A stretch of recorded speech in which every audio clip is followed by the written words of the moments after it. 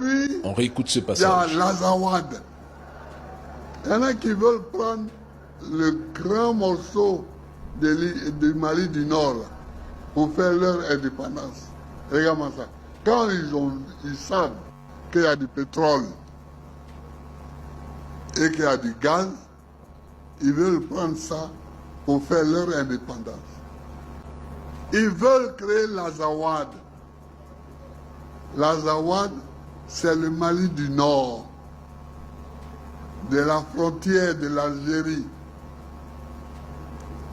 Parce que le pétrole qu'il y a en Algérie, on a découvert que ça coule, ça vient aussi dans les sous-sols du Mali. Le gaz, ça coule, ça se trouve aussi dans les sous-sols du Mali. L'or, le diamant. Donc, ils veulent créer leur indépendance. Et ils s'étonnent qu'il y a la guerre. Mais moi, je suis président du Mali. Je ne peux pas te laisser faire ça. Je ne peux pas te laisser faire ça. Sinon, tous les pays là vont être déchiquetés, découpés.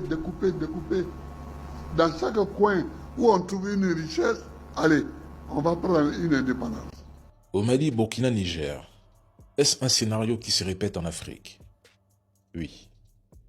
Le Sahel est le plus grand laboratoire vivant d'une stratégie du chaos raffinée, calibrée sur des décennies, pour maintenir l'Afrique dans un état de dépendance perpétuelle.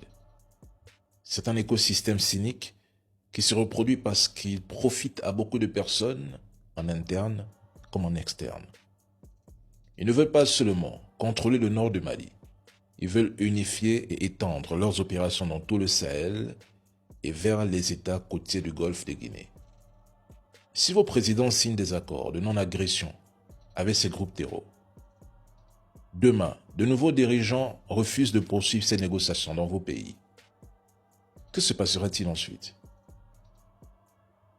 L'Afrique a un potentiel immense, une démographie puissante, des minerais indispensables à la transition verte, des terres arables et d'immenses ressources. Nous avons presque tout, mais nous passons notre temps à nous combattre, nous trahir, nous jalouser et nous détester. Pourtant, une Afrique unie ou organisée autour de grands pôles puissants représenterait une véritable menace pour l'ordre mondial actuel. Mais non. La nouvelle présidente du Venezuela, Delcy Rodríguez, a procédé à la déportation d'Alex Saab vers les États-Unis sous les ordres de Washington DC. Alex Saab possède les nationalités colombiennes et vénézuéliennes et fut ancien ministre de l'Industrie et de la Production nationale au Venezuela en 2024.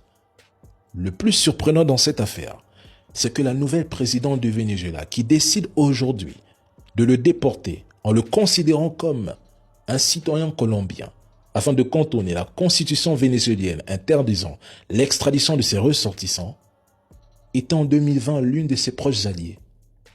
Alex avait été arrêté le 12 juin 2020 lors d'une escale au Cap-Vert, puis extradé vers les États-Unis alors qu'il se rendait en Iran.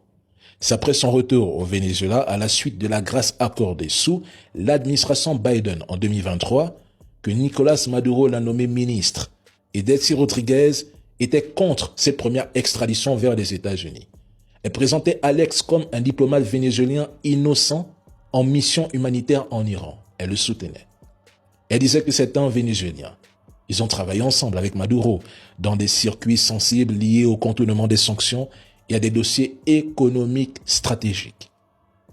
Aujourd'hui, mai 2026, elle le considère comme un Colombien. Et les Américains veulent qu'Alex témoigne contre Maduro lors du prochain procès parce qu'il est accusé de blanchiment. C'est Alex qui a contribué à maintenir en vie des circuits économiques sous sanctions pendant la crise de 2017-2019. L'économie vénézuélienne a connu une reprise spectaculaire, soit l'une des meilleures performances d'Amérique latine à cette période.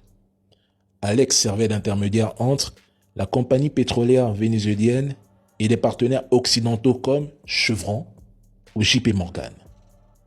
Je pense que Alex Saab a été écarté parce qu'il était devenu un acteur encombrant dans les nouveaux équilibres de pouvoir. Et depuis que Maduro est parti, le contrôle du pétrole vénézuélien ne passe plus uniquement par Caracas, mais aussi par des mécanismes financiers internationaux impliquant Wall Street et certains systèmes judiciaires américains. Les anciens réseaux économiques liés à Maduro sont remplacés par de nouveaux acteurs financiers et politiques locaux décidés depuis Washington DC.